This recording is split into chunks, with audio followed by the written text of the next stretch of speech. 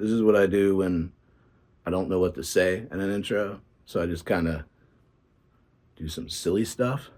I got nothing. Episode 2 is going to be Mausjohn Prescott. Let's get it. If you've never seen this show before, this is where I talk to people with 3 more years of clean time. It's not about where they've been in life. It's about where they're going in life. Coping skills that they've learned to help them on a day-to-day basis become the best versions of themselves. Season 1 was great. I met a lot of great people I still talk to today. This show has brought me back into a state of mind that I needed to be in.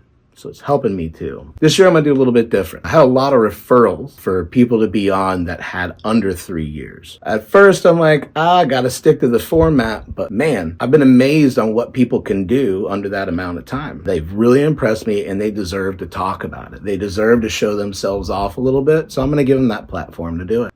Mausjohn doesn't have 3 years, but man, I'm gonna tell you what, I'm so impressed with what he's done. The amount of work he's put in just within the first year was more than I did in 3 or 4. He's going to talk all about it. We're going to talk a little bit about his past. I think that's important for anybody that's in early recovery. And we're going to talk about what he does right now. I had a great talk with him. Like, he walked into the room and it got brighter. Like, he was such a great person to be around. I was one of those interviews, like a lot of them, but this one in particular, I walked out pretty excited and happy. I had a little pep in my step. Oh, pep in my step. Oh, pep in my step. So here's episode 2 of season 2. Mausjohn Prescott, the pep in my step.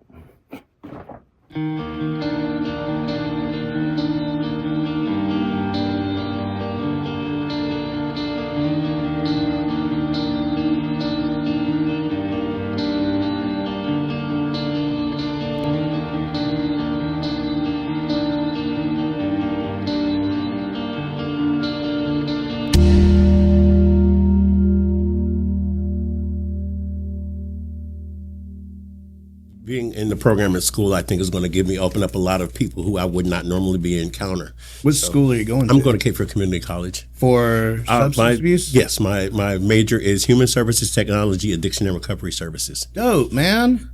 Good for you. Well, that's one of the things that I'm very passionate about. Is I believe that, I mean, because like I will get more into that as we at the interview, but I don't believe that if you haven't laid in the same ditch that I have, how dare you tell me how to climb out of it? Yeah. You know what I mean? Yeah. And that's my personal belief. Best way to begin that is to get your certified peer support. Yeah. Because it will give you a direction to be able to not only share your story with them, but be able to have them share theirs with you and build a rapport and make it conversational so that you can really help them ease back and transition back into their existence, especially if they've gone through rehab and learned tools. Having that peer support is it's a nice support system to help people. Mm-hmm.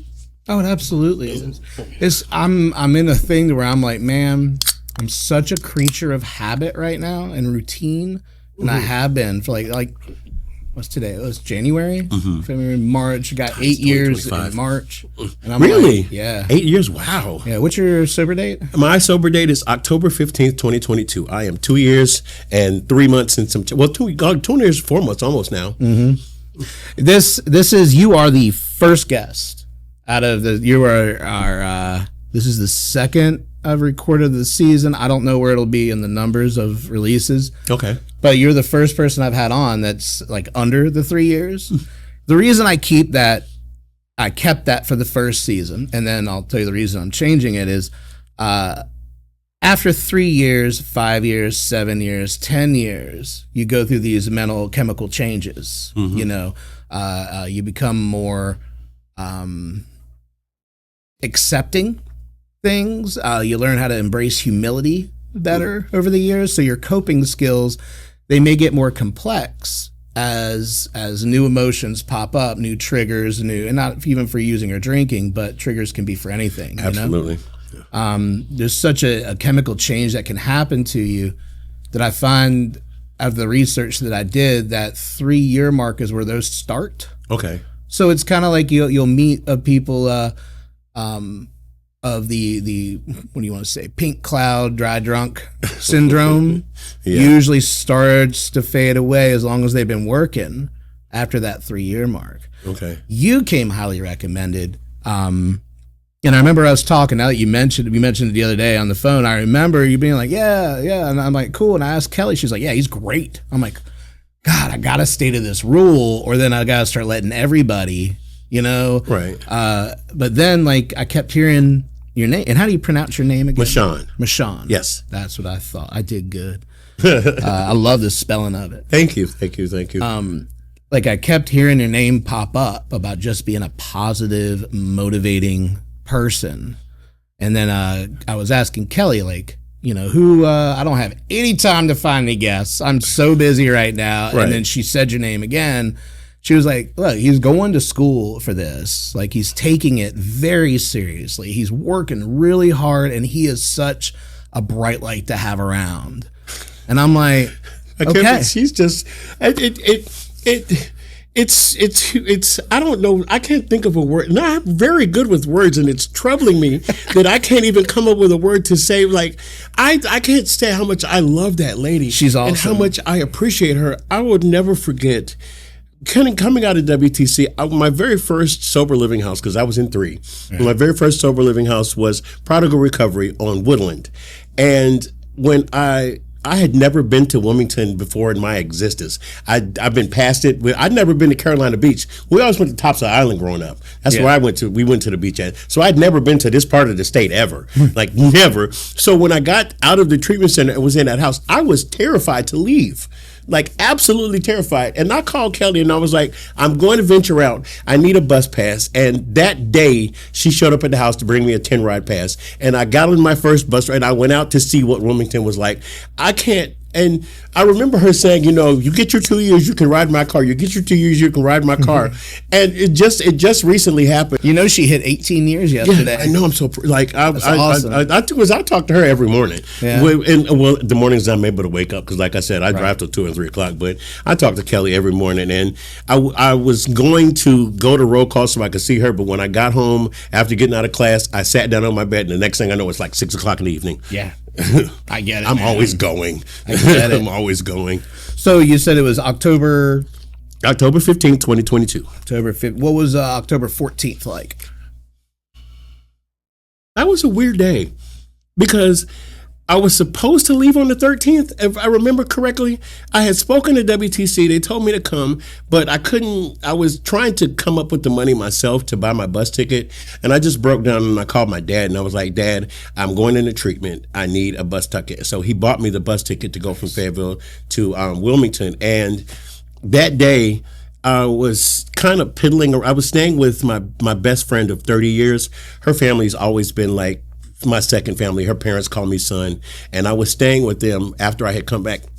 I have to take you back to August. When I got back to North Carolina in 2021, I was still deep in my addiction, and I was staying with them in the beginning.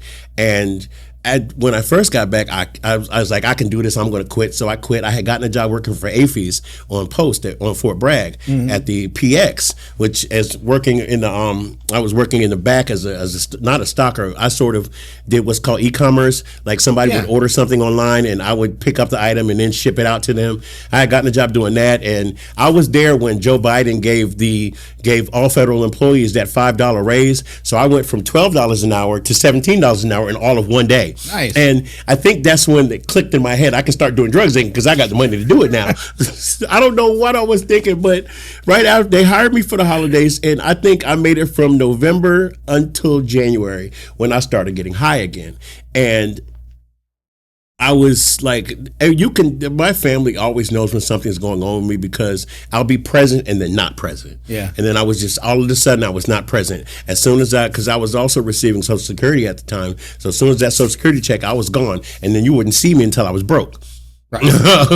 Until I was broke. And I was still trying to be functional and going to work, but I got tired of trying to hide my lifestyle. So I moved into a hotel. And I can tell you my parents enabled me something vicious because my mom and dad basically paid almost $425 a week for going on 8 months for me to live in this hotel because they didn't want me to be on the streets. Right. And I took full advantage of that. Like I completely did. I was like, if you're going to pay it, I'm going to use the rest of my money to do what I want to do with. And I got loaded for a full 8 months until my parents was like, we can't do it anymore. We're not going to do it anymore. And so I moved back in with the family, and I tried to hide my habits, but you could see something wasn't right with me. Everybody knew but me that I had a problem. Right. Yeah. Everybody knew but me that I had a problem. And I hit a bottom. Something happened. And it's not something I like to talk about, but I got attacked by one of the guys who I was partying with. Yeah. And I had to call my godmother to come and pick me up. And because I was scared, I didn't know what to do. And I was literally hiding outside of a church. And they wouldn't let me come in because of COVID, but they told me somewhere I could hide. And they called my mother to come and pick me up. And, well, this is my godmother, my best friend's mom. Right. She came and got me, and when she would always come and grab me, like I said, I've known these people for 30 years, and when I got in the car, she said, have you finally had enough?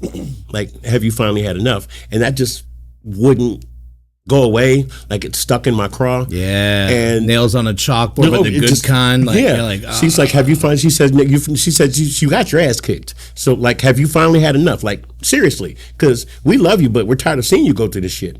Yeah. And excuse my language, I'm sorry. You're good. Say whatever you want on it. Okay. Well, I called my biological mother and I was like, Ma, I've been lying to you for years. She was like, I know. And I was like, I don't know what to do. She literally said to me, you're a grown ass man. Figure it the fuck out, and hung up on me. She said, figure it the fuck out, and hung up on me. And it's actually a good mom move, Yeah. And she don't call me at 5 o'clock in the morning any damn more.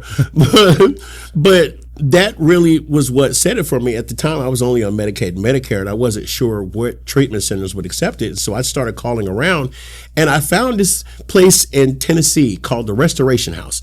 And I decided to go there because it was free. It was completely free. So my mom dropped me off in Lumberton because there were some guys doing some fundraising for the church because it was a faith-based program. Yeah. So it was completely free, but one of the stipulations was that on the weekends you would go out and fundraise for the program. Okay. Don't ask me, but I got there, and I grew up in the church, so I figured, okay, we'll step into this and see what happens.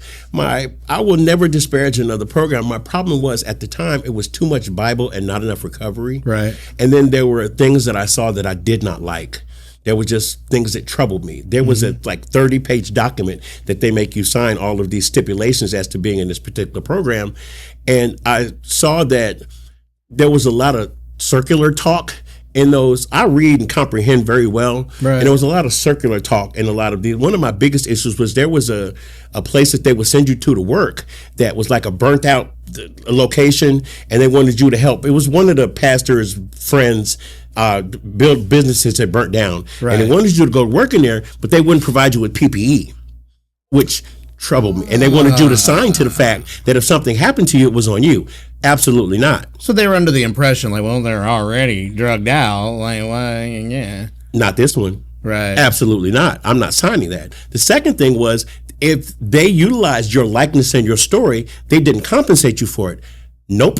Good catch. Absolutely not. Not signing that either.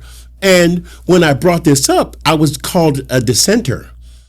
And that when I discussed it with other guys in the program, I was called a dissenter. The thing that hit me the hardest was a lot of guys who were in that program were court ordered in there. Yeah. And when we would sit around and read the Bible in the morning, they couldn't read well. So if you can't read well, you can't comprehend well. Yeah. And you're getting these guys to sign this? No. From my mouth, I got kicked out. Right. I got kicked out. And the worst part of it was, instead of, they allowed me one phone call, and they dropped me at a bus stop, not even a station, in Nashville, Tennessee at 10 o'clock at night. And the bus stop was a gas station that was closed.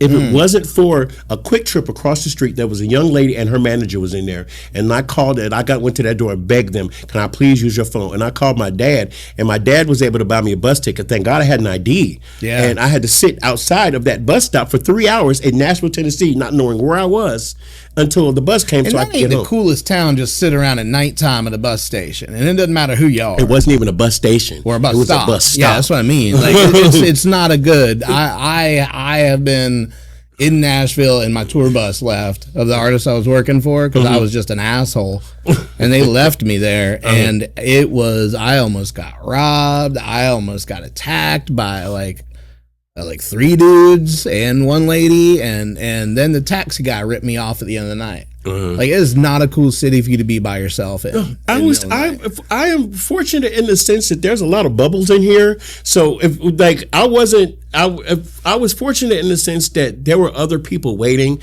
and I was able to make some sort of link up with some people and not be alone. Yeah. Until the bus came, I was able to get home, and when I got home, I was so terrified that people were going to be mad at me. And my mom was like, "You did the right thing." She even called the pastor and made him apologize to me for putting me out. Oh yeah, and they Mama. oh yeah, my mama made him call me and apologize, and they actually invited me back. I love your mom. I would love to introduce you to her one day. But I love your mom. That right there, I love.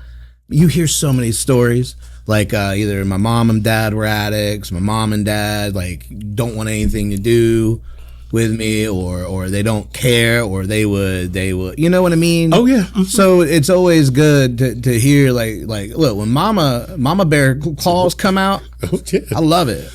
My family was like, "We're not mad at you. You did absolutely nothing wrong. You stood up and you spoke up for other people." Yeah. And you did nothing wrong, and they invited me back. But I was like, for you to turn around and do the exact same thing to me again, absolutely not. Fucking rock. Absolutely not. And that's when I happened to come across. I saw they had pictures of people at the beach and stuff for women's and treatment centers. So I was like, ooh, they take trips to the beach. I was like, let me try this place. I mean, I got fooled. I found out that wasn't happening anymore because of COVID. But I'm grateful for that place. Yeah. I called them. I did the intake, and they were like, come on, just come on. We'll have somebody pick you up from the bus station. And I walked into that place not knowing what was going to happen. I'm sorry, what place is that? The Wilmington Treatment Center, yes, WTC. That's where I went to. WTC. And I walked into that place not knowing what was going to happen, but I can't be more grateful for a location in my entire life, because I would not be sitting here today if it wasn't for Ed and Miss Grace and Lakin and David and Chris and Tiffany, all of those people who Megan, that was her name. Megan was a milieu counselor at the time, and she used to sit and just listen to me vent. Yeah. So, and Lily, of course. I think the only person that you mentioned that was there when I was there in 2017 was Ed. Actually, I'm talking to him tomorrow. And he was the only one. And I don't remember. But, there'd be medication while you're in there. And I was like, I needed it because I was just I was so full of anxiety that I was going to my creative side to make people laugh, because like stand-up comedy was my thing then. Really? Yeah, I did that for 13 years. In fact, I got sober to be better because I was burning bridges. Right. So I was like, okay, I just gotta go. I woke up and they're like, man, my car is totaled. I don't know what that red stuff is in front of my car. It could be paint. I'm not gonna know. My buddies were like, you gotta go. So I went there that day. Luckily they had a bed. Best thing in my life, man. Oh, yeah. Stayed the full term. No, you got to stay over there when they had the new building, right? Oh yeah, I went from detox to PhD. You didn't have to go ride the van to the old houses that stunk like buttholes. Oh, like, God, it was so bad, man. Oh no, I was in them. I got to live in those big, beautiful suites. Yeah. 42 I didn't days. get to do that. When they made me move to the houses, I missed that detox room so much because it was the original building over here. Over on Troy Street. Yeah. The original building, the detox rooms. My roommate was cool. Like, I met some really cool people there, but it's, sorry, I didn't mean to. Oh no, you're fine. I'm so glad you had that same experience I did there. I had a great time. I mean, it wasn't easy because I'm openly gay. And a lot of people tell me that they wouldn't know if I didn't say anything. Like if I didn't say anything, they wouldn't know. I've always thought not only am I openly, I'm outwardly. Like I've always seen myself as being outwardly gay. Like I don't see myself as this person other people see. Like I've always felt like I was obviously gay. Right. But when I got there, it's funny because I've always maintained having cigarettes in my pocket. And there were a lot of people who didn't have cigarettes. When I first got there, a lot of the guys in the program would not even come anywhere near me. But when they didn't have cigarettes, they always come up to me and ask me for one. Of course. You don't even know my name, but you want a cigarette from me. You want, when I walk into the gazebo, all y'all get up and leave, but you want a cigarette. Right. No. We would have been buddies. 'Cause I was the one, like, when I wanted to be by myself and just sit and chill and talk with somebody, like, I always found the one person, for some reason, everybody didn't want to be around. I thought they were the most delightful human being in the world. Well, I am the most delightful human being. So far, you're fantastic. But see, that's the thing. Once, and I'm completely extroverted. Like I'm a total extrovert. I know that there's light coming out of me. I know that. I know that I dimmed it being loaded all the time. But I know once I got sober, all that light started to come out. People were drawn to me because I know they were so ready to get rid of me because I am the noisiest thing wherever I go. And I know that. And I'm okay with it. I am rowdy. I'm rambunctious, but I'm a party in the box. I'm fun loving. I am sweet and kind. I'm gentle. But you ask any of the people who were there while I was there, they can tell you. I knew he was coming because we could hear him, but I love him with all of my heart. Yeah. And I'm good with that because that's just who I am as a person. That's always how I has was been. too. And the people who, as a few people who I'm still, like my friend Christy, Nancy, who I made friends with when I was in there. Nancy said when she heard me in the cafeteria one day and she was like, ain't nobody in here allowed to be louder than me. I needed to know who that was. And she walked up to me like, who the hell are you? I named her Sean, who the hell are you? Why are you in my face? And we have been friends ever since. That's awesome. Yeah. Do you still keep up with a lot of people that stay here in town with it? I'm very particular about my circle. You have to be. Something that I took from NA is to keep it simple. I have a very small circle, and I had a lot of people who were there before the dope, who were there through the dope, and then after it. Like I have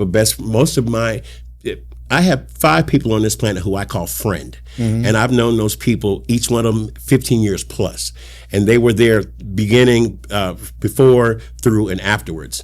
And I've met some people here in Wilmington who have joined that circle, and I'm grateful for them. But I'm very particular about who I allow into my circle now because I don't want anything to bring me back to a place that I was. Yeah, absolutely not. No, you got to. Changing people, places, things was the thing I kept the most serious. Oh yeah, 100%. Like I dropped everybody. Everybody. My 2 best friends that were the ones who told me I needed to go. One other person outside of town. Other than that, like I didn't hang out like with the comics. I didn't like. I went, did my time. I left. I go home, worked. Like you got to change all that things. And I think that's the biggest mistake is people being afraid to kick people to the curb. I have no problem. I'll write a motherfucker off like that. Oh yeah, in a heartbeat. But Yeah. the only reason I didn't with these particular people is because most of my friends who I hung out with before, during, and after were people who didn't get loaded in any capacity whatsoever. I was the one who was always in a mix-up, in a mess. Like most of my friends don't drink, they don't smoke, they don't mess with anything. And so and when they saw me doing it, they was like, who are you? Like, this is not the guy who we know. And they've stuck with me through it. Like they were, when I didn't tell, the only people who knew that I went to the treatment center was my dad, my godparents, my best friend, who I call my sister. I've known her 31 years. My best friend, I call my sister. They were I didn't tell my mom, like my biological family, I didn't tell anybody until about 3 weeks into the program when I knew it was going to stick. That's when I said, hey, I'm here. This is what's going on. Yeah. And I just wanted to let you, I didn't want to, if I didn't think that I was going to make it, I didn't want to put anything out there and get anybody's hopes up, if that makes sense. Yeah. No, that's the best kind of the way to do it. I don't let anybody know either. It was kind of went in. My parents, I had to call my parents that day and be like, hey, I'm an only child. Okay. And like my parents weren't wealthy, like, but like I had what I needed. At Christmas time, I usually got what I wanted because, like I said, I was the only child. Right. But like my mom was a teacher, my dad like worked for contracting, like kind of like Lowe's. Okay. Kind of. So like we weren't rich, but we weren't like broke. Right. Like it was like kind of, you know, if I want to, like, I remember the year I got my Nintendo in 1990 or something. Like I remember my dad saying something just like, "Man, we're gonna be eating oatmeal for a couple months after that." You know, back then they were like $220 or $100. I don't even remember, man. I remember waking up Christmas morning and seeing my dad playing Super Mario Brothers. Yeah. Super Mario Brothers, because that was his game. He loved Super Mario Brothers. But yeah, I've got 2 older, 1 younger. I've got 3 brothers. So I'm sort of, in the South, I'm what they call the knee baby. Okay. There's the one you bounce, there's the one you hold in your lap. That's the youngest. That's my baby brother. I'm the baby you bounce on the knee. I'm the knee baby. I'm the knee baby. And I mean, my family was pretty comfortable. My mom worked and my dad was military. So I had a pretty comfortable life. And I come from a good family. I really do. I mean, that's good. I'm grateful for that, but there were some, it wasn't perfect. Right. My stepfather was an alcoholic, and he was violent, and he abused my mother, and I saw some of the things that he did to my mom, and it did affect me. I'm not going to sit here and say that it didn't. It did affect me, and you know, I don't like talking about it because it hurts to remember what happened to my mom, and I love her so much, and he and I don't have a relationship, so I don't really care how he feels about the situation. Right. I could give a shit. I mean, you know, he and I, we've never really been okay. So once I decided to just kind of, plus he still drinks, he's still drinking, he's still in his alcoholic phase, and I don't really want anything to do with that in any capacity whatsoever. Has he ever brought up and be like, "Oh, you're such a quitter"? No, I think I haven't spoken to him. Oh, so they're not together God, together? no, my mother, okay, yeah. Oh, well, then, it's been almost 20 years since they separated. Okay, good. You know, it's been almost 20 years since they Good separated. for moms. You know, and my mom's happy now, and that's what I like. She's happy now, and I'm happy. You know, and I don't have what I'm glad of is that because of him, I didn't have a relationship with my biological father, and in the past 5 or 6 years, my biological father and I have really started to come together. I can understand when people say it fills a hole in your heart, because it's filled a hole in my heart that my dad is there to talk to when I need him, and he's there for everything. He spoils me rotten. Yeah. Man, that's such a good thing that you got a relationship with both your parents. We're blessed to have that. Yeah, absolutely. You know, we are blessed to have that. So did you stay the full 28 in treatment? I did 42 days. Oh shit! Yeah, I did 42 days. Damn, if you're gonna do it, do it. I did I found out. I remember I would have only done 35 because I had straight Medicare at the time. I would have paid for 35. Right. But a week in, I had shortness of breath and chest pains, so they sent me to the emergency room, and I had to start over. So yeah, okay. So I did 42 days. Gotcha. When you got out, were you just on your own? You said 3 halfway houses? Yeah, I started at Prodigal. I got kicked out of Prodigal. Okay. I got kicked out of Prodigal because I cussed out I'm opinionated. Right. And if you're not going to stand in my face and call me say something to me and I know it's not true, right, I'm not going to not defend myself. Right. So the owner of that house kicked me out, and I moved into Wilmington Recovery. At that time, I was maybe 4 months sober, maybe 4 or 5 months sober at the time. And were you in the program at that time? Yeah, I was going to meetings. I was doing the meetings thing. I was going to NA meetings. 90 for 90. Yeah, I was trying to do all of that at the time. Yeah. It just, I guess I put it like it's the hive mentality of AA and NA is what turned me off. No, I got you, man. Well, it's different for everybody, you know, and that's one thing I don't want to hear. Like everybody does everything so different, right? You know, like I don't ever like to badmouth one or even like a sober living or whatever. Like for example, like you know, somebody else might have the same experience you had at that house. They might not, but I don't want someone to like that does watch this to be like, yeah, I'm in Wilmington. Oh, okay. Mausjohn said I'm not gonna go. No, if that's the place that you can get in, fucking go. I told a friend of mine because he was losing his place at one house that what he was in, and I said my experience may not be yours. Yeah, and I said even if it's not for you, it's a place to go so you're not on the street. Mm-hmm. So, and whatever their rules and regulations are, while they're there, you have to put up with it because you chose to go there. Yeah. You chose to pay them. Like, whatever the situation was, it may not have been the best for me, but I was there for the time that I was there. Right. And I'm never going to tell it. Like, it's a sober living place. There are plenty of places that you can go to, but find somewhere you can go until you find a place you belong. Right. And that's what I had to do. And just make sure, like, regardless of anything, like, if you can get in somewhere, it's good to get in there while you're shopping somewhere else. Yes. It's structure. You got to have that getting right out of treatment. Unless, like, in my case, I still had my apartment. Right. I still had, like, the job. Like, I've very few times have I heard somebody that had like the golden pair of shoes that I got out of treatment with. Oh no, I was on my own. I had to figure it out. And I get it, and I'll never ever take that for granted. It's not a brag, it's not a flex. I'm like, yo, right. I jumped, and then there happened to be land there. Like I had no idea what was going to happen when I got out. Right. So when you try to do the 90, my question, and this is where I kind of start the questioning side of things. Is so just over 2 years. Mm-hmm. I'm wondering, and I'm curious, because like we were talking earlier about the 3 years, the start of changing a chemical imbalance, you seem like you have a good head on your shoulders. What characteristic was more prominent of yours, positive, negative, whatever it may be, when you were using that still pops its head up every now and then to where you're like, whoa, okay.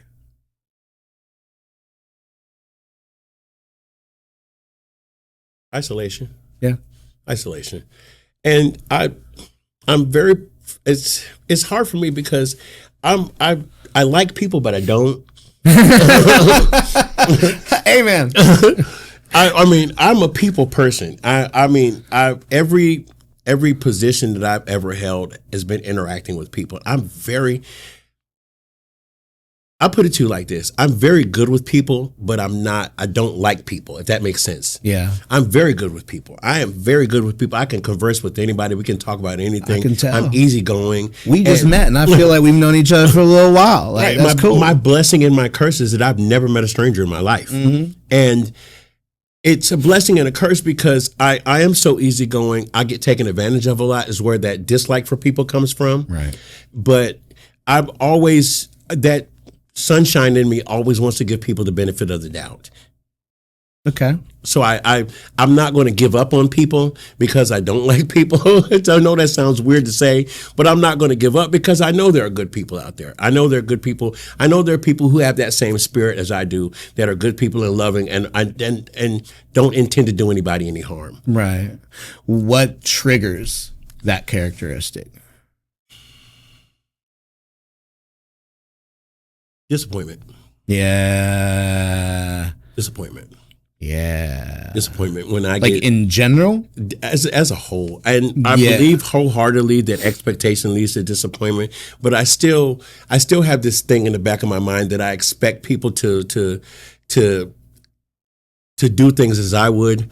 Because I'm such a good heart, I don't expect people to, like, if I give out something or if I'm being caring to somebody, I expect them to be that caring back. Right. And not everybody is that same way, and it still disappoints me. Is it just with people, or is it like things too? Like you go to the grocery store, like, oh, they're out of 2% milk, and isolate for a week? No, okay. No. I mean, some people have that, I get disappointed very easily with like certain things. If it doesn't happen, if they don't have something, anything that I get my hopes up for, and that's just kind of me because I'm a very personable, but I'll be honest, like my addiction still comes back with like inanimate objects. Mm-hmm. Like I'm such a tech nerd. Okay. I've got to have like the best of everything. I've got to have the new shit, Right. Like, Clearly. Well, that's a broken Samsung, broken iPhone. That's my personal iPhone. And then that camera, I got to be stream when I couldn't do comedy during COVID. And then I was going to sell it. And I'm like, I might need it one day. And look, I'm using it. So absolutely. It's good. So when that does happen with the disappointment, like what is your coping skill to kind of shopping? Yeah. Uh-huh. Yeah, shopping. I love to. I would like my coping skill. Shopping and eating. Uh-huh. Shopping and eating. My best friend Christy and I, and she's part of my coping skill, my coping mechanism. Because when I get down about something, I call her and she said, "Do you need Christy time? I need Christy time," and we'll go to Outback or Tokyo 101. Like we have spent some money on restaurants in town. Yeah. I'm talking about for two people, like $120 for a dinner. Because we love to eat.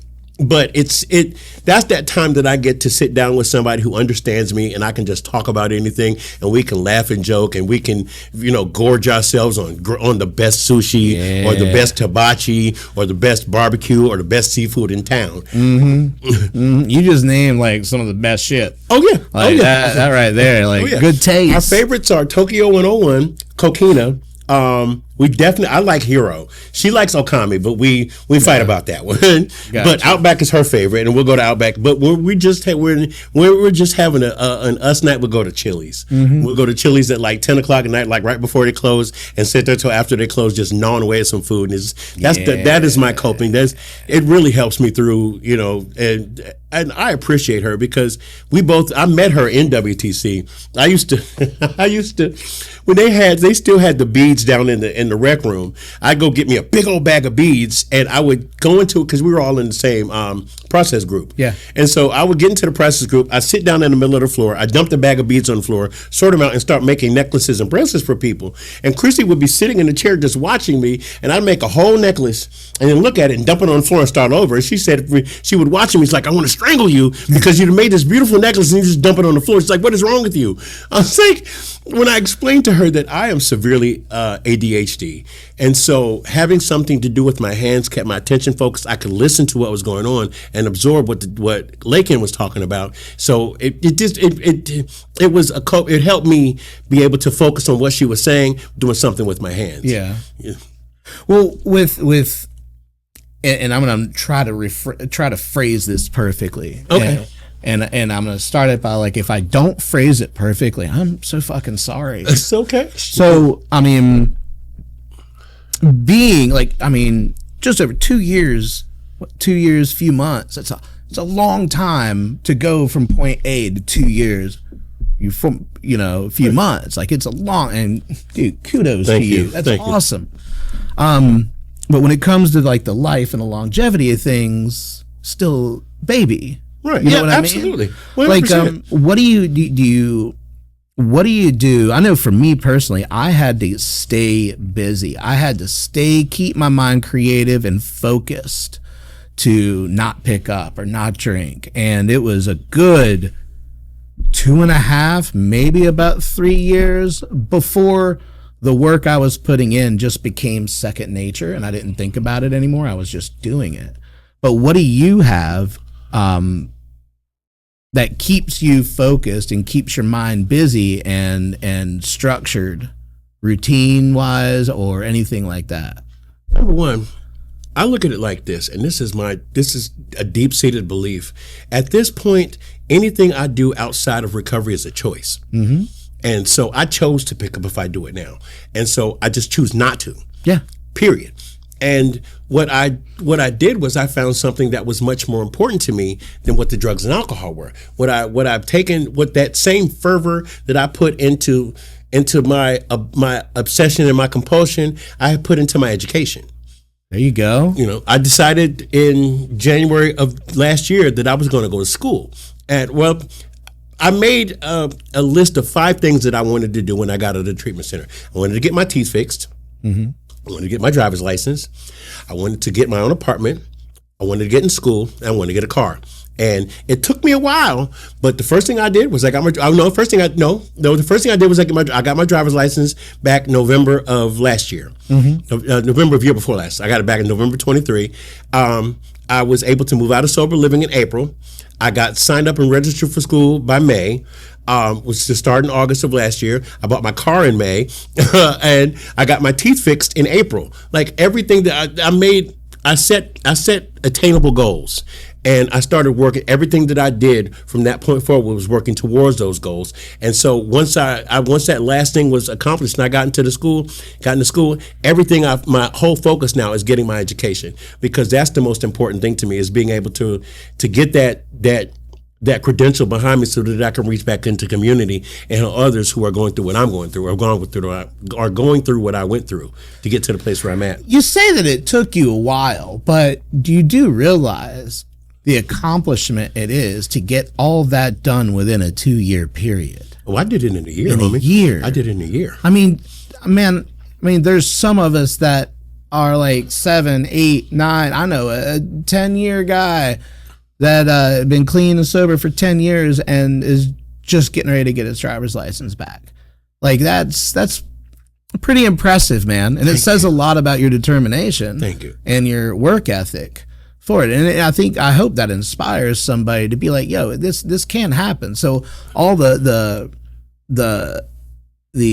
fighting that we do within ourselves telling us that we're not worth it, that things can't happen, like that's bullshit. You can.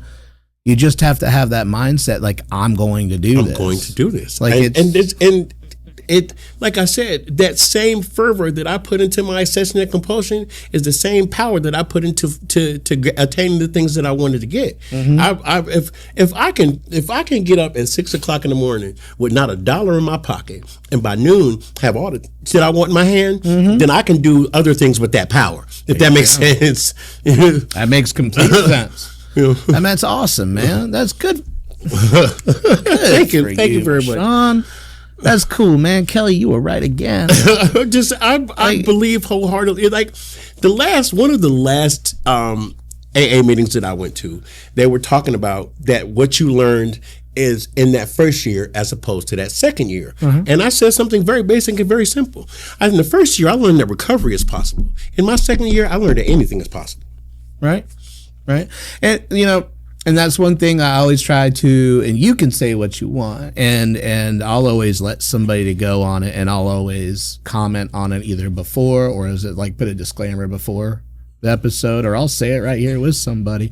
Like I never want to discourage any AA, smart recovery, IOP, whatever it may be, because everybody is different. Like I have people that haven't done, heroin in 6 years, but they'll have a beer every now and then. Is it the right way to do it? Not recovery for me to say. Looks different for everybody. Not for me to say. And that's one of the things that I learned in peer support is it's something called harm reduction. Yeah. And it's not for me to judge what you're doing. It's for me to plant a seed. So that at some point you may hear what I'm saying, at some point you may not hear what I'm saying. But if I come at you beating in your head that you're supposed to do it this way, I'm going to lose that client. Yeah.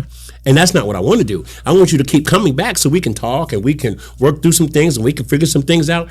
There are plenty of people out there. Like I've heard that Jelly Roll is California sober. Like he still smokes weed. But that's not for me to judge. He denied it for a long time, and then somebody leaked out a TikTok from his dressing room. I'm like, man, you're like, y'all. But that's okay though. It's okay. I'm just saying, if you want, if you're gonna do it, do it. But don't have two personas of like that would be the same thing if I was doing this, because I do this for my recovery, honestly, because absolutely it's a cop out, I'm sure, but I don't have time to find a home group anymore. I mean, I got a 5-year-old, I got a wife, I got 2 stepsons that I'm trying to just lead by example of what a good man should be, right? And so I do this for that. But that would be the same thing of me coming out here and be like, yeah, man, I'm 8 years, do this. And no, you shouldn't do all that. But then I'm walking out in my car, and pulling out a 6-foot hookah. Like, it just doesn't.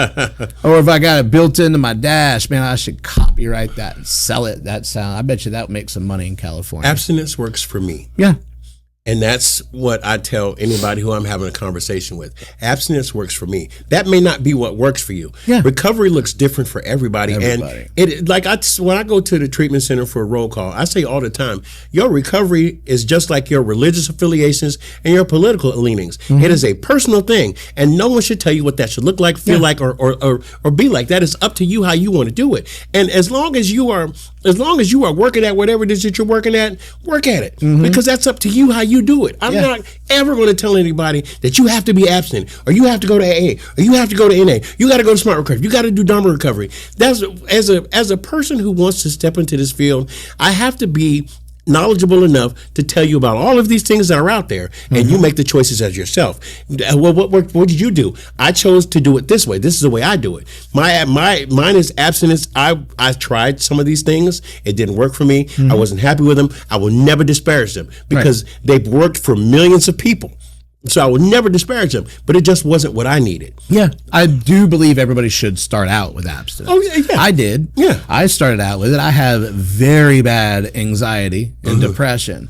I learned, since my shit was alcohol and prescription meds that I was being prescribed, and just an overabundance of prescription meds, and I didn't even ask for. Right. But I loved them. Like I learned that I can't take strong prescription anti-anxiety or narcotic anti-anxiety or antidepressants.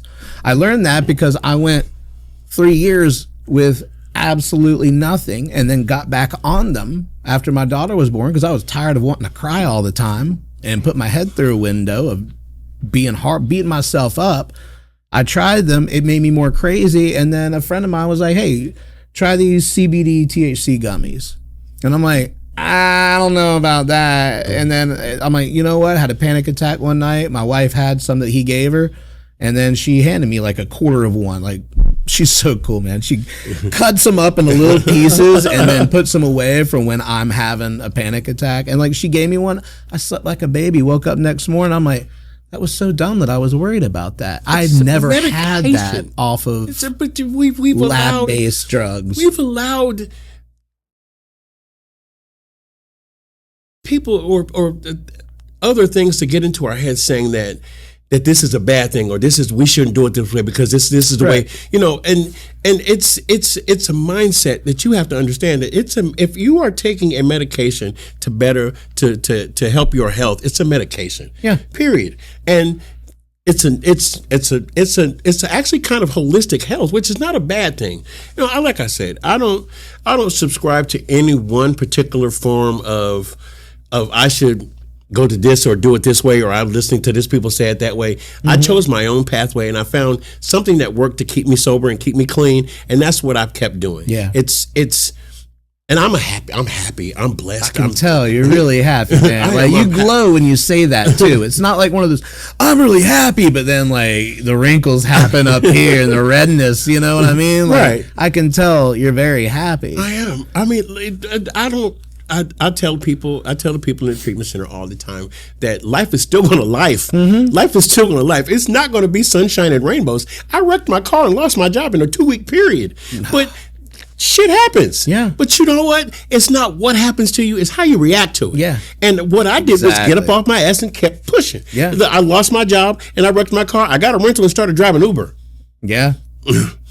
That's the way to do it, man. Yeah. You cannot let things knock you down so far that you have to think that because the first thought in my mind was, if I pick up, all that's going to do is exacerbate an already fucked up situation. Why would I do that to myself? Why would I? And then I done built all this little bit of time I got behind me. I done built it up. Why would I turn around and screw that? That's just stupid. It's just flat out dumb. So, shit, this didn't happen.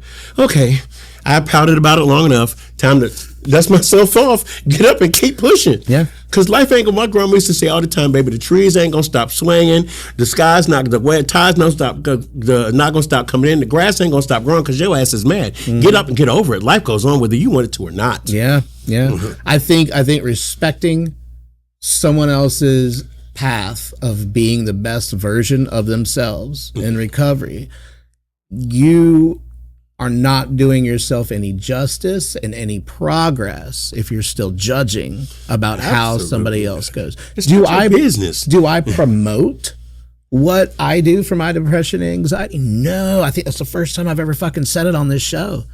But it's like, it's one of those things of look, I found that, lab-based medications are poison for me just as much as the booze was. Mm-hmm.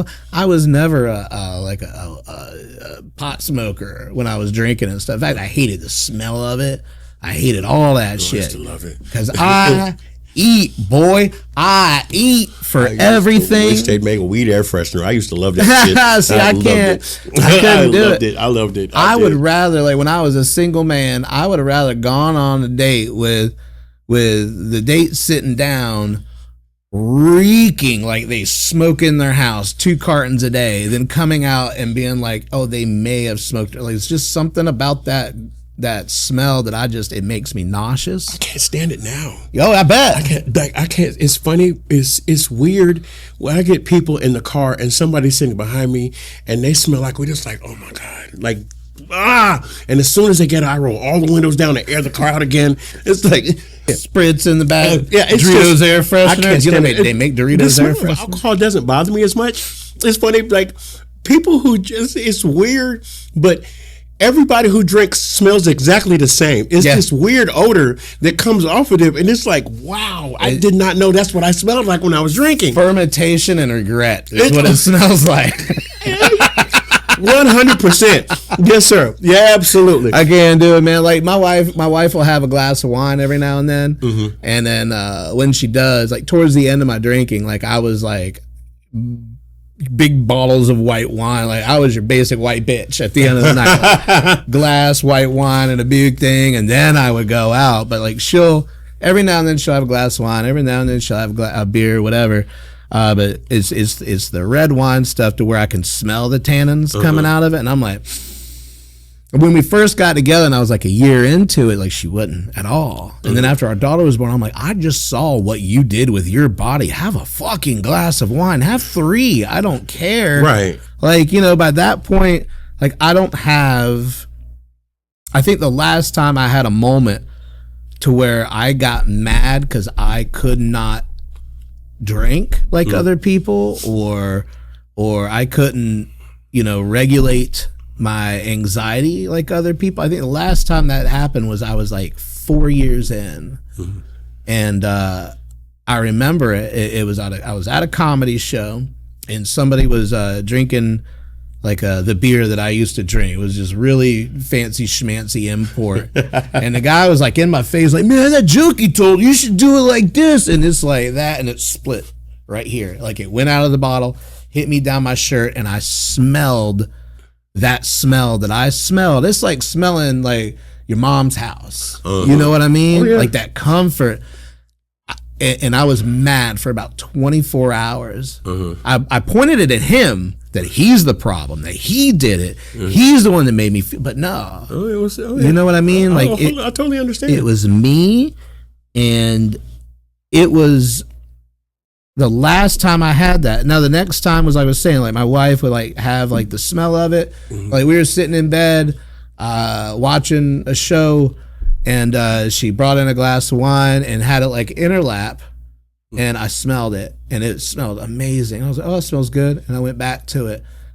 35 minutes later, I realized that like it was like, I did not have that feeling. And this is like 5 years, 6 years into it. Like I don't have that feeling anymore, And I think it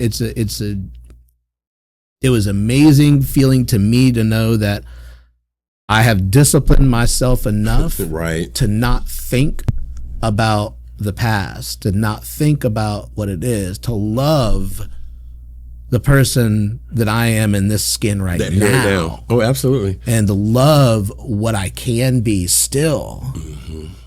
Like that's the thing, man. Oh, I understand. 100%. Oh yeah. I mean, I've had people last night.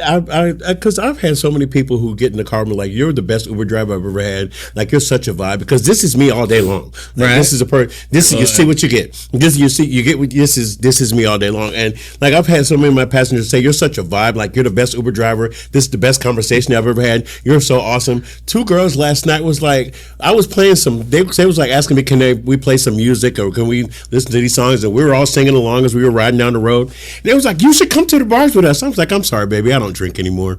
Yeah. They was like, "Are you serious?" Like, "No, I don't drink anymore. That's not the person who I am. I think you guys should have a great plan." And as soon as we pull up to the location, I tell everybody who's getting out to go drink, make good choices. Yeah. Do you ever preach? Yeah. Like, have you ever been like, I don't intend to. It's not. I get it. I do not seek that. It's like I don't seek that out. But when I get into conversations with people who are drinking and they ask me about me drinking, and I tell them I'm completely sober, 2 years deep. I tell them I'm balls deep in my recovery. And they were like, "Wait a minute. So you don't drink?" "No, I don't drink at all. I don't do anything anymore. I used to terribly, but I don't anymore." And then we get into these deep conversations about alcohol and alcoholism and drinking. And the first first thing I tell them is this. I don't know if you've seen this on TikTok, but there's a trend saying we listen, but we don't judge. Yeah. That's the first thing I say. I listen and I don't judge. So if you want to talk to me about it, we're going to have a conversation about it. But I'm going to tell you that this is the person who I am. I'm not telling you this is the person who you should be, but this is who I am. But what I mean is, do you preach?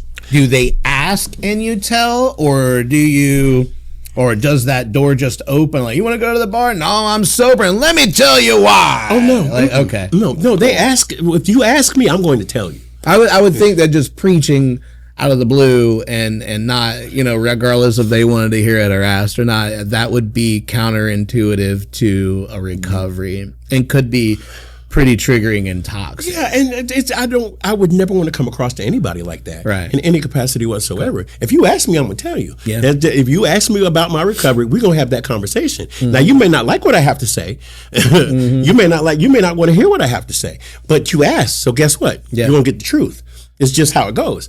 But I'm not rude. I'm not mean. I'm not trying to pound anything in your head. Right. I'm just telling you, I love my life as it is today. I love every moment of my life as it is today. And this is who I am. So if this is something you choose to do, I have all kinds of information available. If you like it, I'll even give you my telephone number so you can call me. I had this one guy, I'll never forget. It felt so bad because I never heard from him again.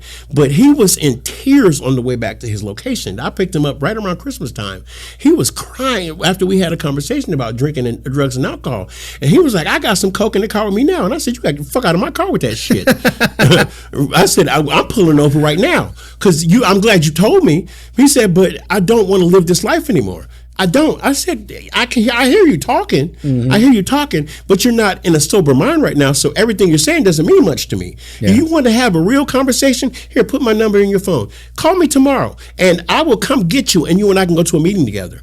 I said, this would be the best place for you to start to find the resources that you need to get to the place you want to get. Never heard from him again. Yeah. But I'm hoping that at some point he found his recovery. But I've had some of the most wonderful conversations with people about sobriety. I mean, just beautiful conversations that have left me a better person, and I hopefully have touched them in some way or another. I had this one lady in the car crying with me the other night. She was like, it was meant for me to meet you. Mm-hmm. It was meant for me to meet you because I see where I could be. Yeah. And I see the joy. I see you. This is not just, it's joy. There is joy in my spirit. There's joy in my life. And I've earned this. I fought for it. Mm-hmm. I put in work to get to this place. So damn right I'm going to share it with the world. Mm-hmm. Mm-hmm. Were you high when you decided this is enough? This is a question I like to ask because it's yes. Yeah, it kind of sets a tone for a recovery of I don't want to feel like this anymore, or I don't want to feel like I did. Yeah. My drug of choice is one of those that lasted a few days. Oh, yeah, my drug of choice is one of those that once you did it, you were stuck for a couple of days. Yeah. So it was, I was still, when that day that I got into that situation, when my godmother came to me, I didn't come down for 2 or 3 days after that. Like I was still high. Yeah. And I'm not ashamed to admit that, but I was when I made a decision, I was because I realized I didn't want to feel like that anymore. Mm-hmm. I realized that it's not who I am. It's not who I am. And it took me a long time to realize that I'm not a bad person. I made bad choices. Right. It took me a long time to realize that. And it was because of the Wilmington Treatment Center that I had to realize that I'm not a bad person. I made bad decisions. I made bad choices. Yeah. I'm not a bad person at all. I'm a great guy. Mm-hmm. And there's a great guy in there that was hiding behind all of that pain and all of that suffering. And I think one of the things that I walked away from the Wilmington Treatment Center knowing that I didn't understand before, that the drugs and alcohol were never the problem. They were a solution. They were a crappy solution to a problem that was all in here. Mm-hmm. And that's what really changed it for me. That's what really made me start fighting for my recovery. So I want everybody who's in addiction to know that we can find other ways for you to solve this problem. We can find ways for you to be comfortable with yourself. We can find ways for you to be able to deal with yourself without doing that. Yeah. Absolutely. Man, I have one more question for you. This is my favorite part, and I hate it's at the end, but this has been a great conversation, man. This has been awesome. Absolutely. I'm so glad I did this. I will be having a panel at some point. I definitely want to have you on that. Okay. Final question here. thinking about your whole life from, as far as you can remember back to right now, what are you the most proud of? What am I the most proud of? Getting clean. Getting clean. I am proud of that fact. I am proud of it. I can sit here today.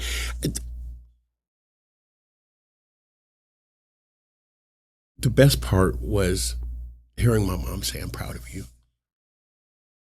That was the best part of hearing her say to me, "I'm so proud of you." That, like, it's been couple of months since I've called her and begged her for some money and said, "Hey, mommy, can you help me here?" And she said something to me about that at Thanksgiving when I saw her. Yeah. She was like, "You haven't called me and asked me for shit."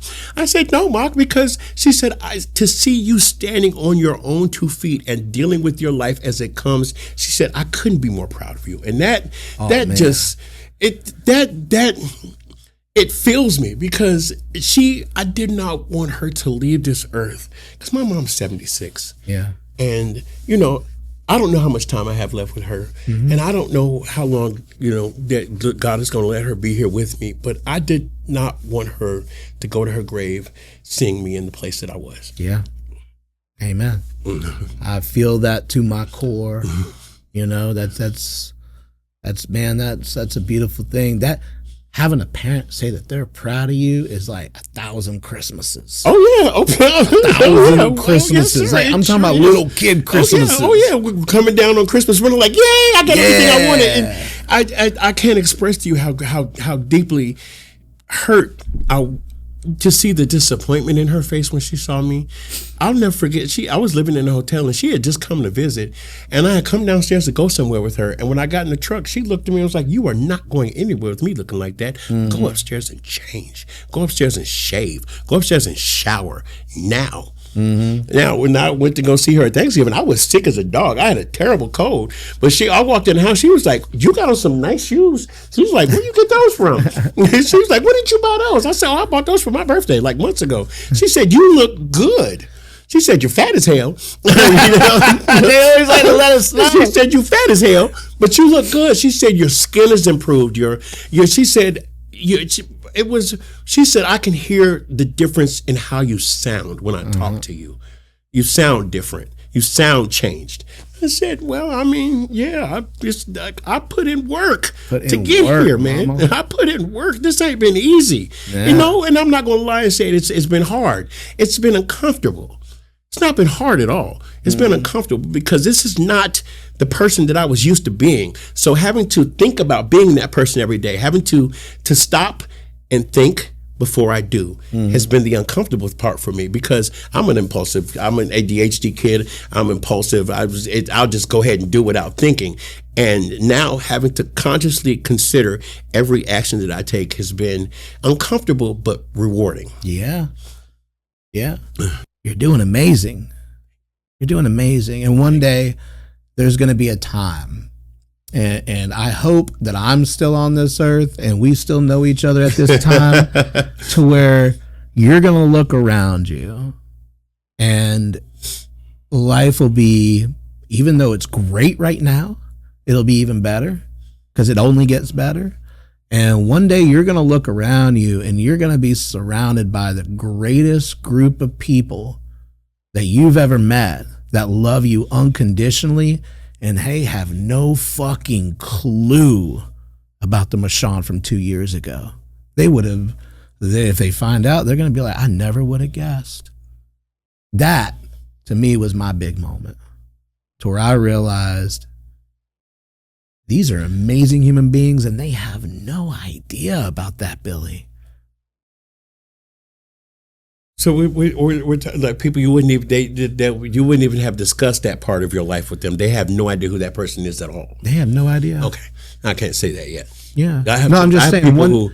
I do have some people who I've met since I've come here who know who I was, because I think that you might be right about that pink cloud phase, because I still talk about my recovery a lot. Oh, I do too. I still talk about it a lot, but I have some people now who from the person that they've met and known me over the last year have just fallen head over heels in love with me, and that are have my back 110%. If I need them, they're there, and I didn't have that before, but I'm waiting to see that because I've not gotten to a place where I've met someone who I wouldn't discuss it with and who just hasn't. Yeah, you shouldn't. Honestly, I'm about to be 8 years and I still talk about it. Do you know why? Because it's what I have to do to protect myself, to protect my sobriety. I don't give a fuck if anybody wants to hear about it or not. Like, I'm not going to preach to them. Somebody said I was wrong for feeling that way. No, I really thought I was wrong for feeling that way. Like, because I don't. If you know, no, I'm not saying like I'm walking in and somebody's shopping in the beer aisle while I'm trying to grab some hot dogs. I'm like, I'm almost 8 years. Like, I don't do that. But for example, the people that surround me in my life right now are like husband wife friends of like I met through my wife, things like that. Like, they know because I've known them for a while. But there was somebody at this New Year's Eve thing not too long this last couple weeks ago, 2 weeks ago, week ago. I don't even know what fucking day it is right now. It was somebody there that was just like, hey, can I grab you a beer? And I was just like, nah, man, I'm almost 8 years sober. I'm good. And then I left it right there. They didn't ask or anything, but just putting that out there, like, you never want to stop talking about it. Like, you never want to like quit putting it out there, because the second I feel like the biggest downage or dark, the only dark point I've had since I've been sober is when I had shame for it. And this happened to when I was meeting all these people that are like government people, school district people, couple, like people that would be like, you're like, oh, you did that? And you're like, I don't like those people. I don't like put myself around those people. But sometimes in social settings, you got to be there. But I remember feeling a little bit of shame on it, to where, and I was talking to somebody about it. I was talking to, I don't want to say who it was. I was talking to somebody who's got 16 years. And they're like, dude, I still talk about it. Okay. Like, you have to. When I was, my last job, I was what's called a downtown ambassador. And so I walked around downtown and kind of helped out tourists and, helped out the businesses, stuff like that. And one of the, my boss would never tell me who it was, but one of the business owners came to him and was like, I don't like the fact that he talks about his recovery so openly in my store. It makes my customers uncomfortable. And my boss came to me and he was like, the reason I'm telling you this is because I want you to be aware of the people who are around you, because the reason he didn't admonish me for it is because he supported my recovery openly 100%. But when I hit my year, my entire team celebrated with me, and he baked me this beautiful, his wife is the culinary director for the British Baking Show. So he used one of their carrot cake recipes to bake me a cake for my year celebration. That's so cool. Yeah, I have pictures of it. I'll show it to you. Yeah. I have pictures of it. I'll show it to you. It was a beautiful cake. But he said to me, I support your recovery 110%. And he said, I want you to talk about your recovery because you never know who's going to be listening to you. He said, but not everybody's going to be amenable to that. But don't you stop talking about it. Yeah. And I think from that day, when he said that to me, from that day forth, I don't give a shit how you feel. Mm-hmm. This is my life that I'm talking about. It's my existence. It's my core. It's who I am. It's 99.9% of who I am. Mm-hmm. Because if I didn't have my sobriety, I would have shit that I have right now. Yeah. So no, I'm never going to stop talking about it. No, I'm never going to be sad, and I am never going to live in shame. I am never going to be fearful of discussing it, because that's your problem, not mine. Yeah. No, it absolutely is. It is their problem. Like I said, like I'm never going to preach about it, because it's not me. I don't think about it. And if somebody asks me, I'll sit down for a conversation. We're going to have a whole, you sit down, 2 hour sermon coming at you right now. I'm trying to tell you, but it's one of those things of it was nice, especially this past 7, I think, Kelly texted me in the morning. My wife gave me a kiss on the cheek before she went to work, said, hey, I'm proud of you. My daughter, who's 5, knows. I tell her about it because it's in her blood. Addiction is disease. I don't, it's big in my alcoholism and addiction is big in my family, big in my wife's family, not the whole family, but it's there. It's there, right? So it's like I want her to be aware of the things. My stepsons. I'm very open about it with my family, right? But other than that, it was nothing. And about around 2:00, I started to think, I'm like, nobody's messaged me, nobody's done this. What the fuck? Nobody cares about me anymore.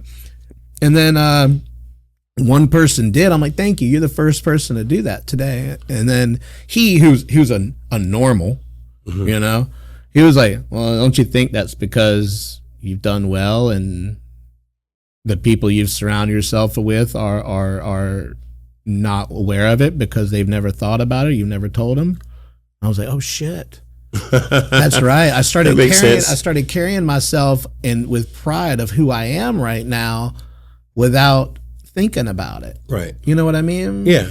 Like it was just a beautiful thing on it. I think whenever you have that feeling one day, because I think everybody has it at some point, whenever you have that feeling one day, we're just like, holy shit, that unproportioned ginger that I did that podcast with told me, I'm going to call you. Do it. I'm going to pick up the phone and call you. You remember that conversation we had? Yeah. Guess what? That shit happened today. I'm going to call you. I'm definitely going to call you. And I might be old by then. I mean, because when you see my number pop up, I'm like, damn, this that motherfucker.